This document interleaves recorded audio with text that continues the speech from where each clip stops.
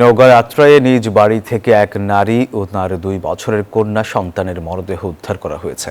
হাসপাতালে নেওয়ার সময় মারা গেছেন ওই নারীর স্বামীও। শুক্রবার সকালে তাদের মরদেহ উদ্ধার করা হয়। পারিবারিক কলহ আর মাদকাসক্তির কারণেই এই হত্যাকাণ্ড বলে ধারণা করছে পুলিশ। বাবুল আক্তার রানার তথ্য চিত্রে ডেস্ক রিপোর্ট।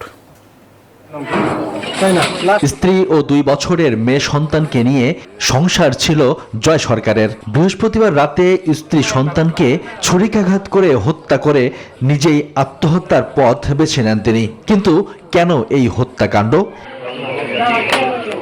স্বজনরা জানায়, বৃহস্পতিবার রাতে খাবার শেষে পরিবারের সবাই ঘুমিয়ে পড়েন। মাঝরাতে হঠাৎ স্ত্রী সন্তানকে এলোপাতাড়ি ছুরিকাঘাত করে নিজেও ছুরি দিয়ে আত্মহত্যার চেষ্টা চালান। ঘটনাস্থলেই বৃষ্টি সরকার মারা যায়। স্বজন ও স্থানীয়রা জয় ও তার সন্তানকে গুরুতর অবস্থায় হাসপাতালে ভর্তি করে। পরে রাজশাহী মেডিকেলে নেওয়া হয়। সেখানে ভোর রাতে চিকিৎসাধীন অবস্থায় দুজনই মারা যায়। তারপরে তো চিৎকার, তাহলে আমার বেটার উপর চিৎকার মেরে গিয়ে কোনোরকম আমার ভাই দরজায় আটকায়নি। আমার ভাই দৌড়ে আসে, দরজা ধাক্কা মারতে ওরা দিয়ে ওর বউ খুলে দিছে। খুলে দেওয়ার পর ঠাসকা পড়তে আমিও দৌড়ে আসছি ওই সময়।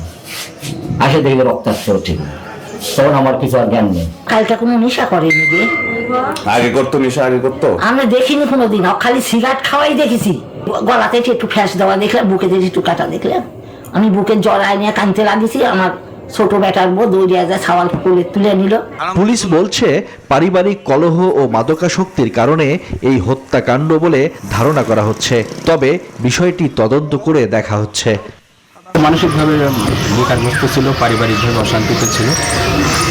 পারিবারিক অশান্তি এবং মানসিক সমস্যার কারণেই এ ঘটনা ঘটাতে পারে বলে আমি মনে করি। এ ঘটনায় মামলা দায়েরের প্রস্তুতি চলছে। Desk report, news 24।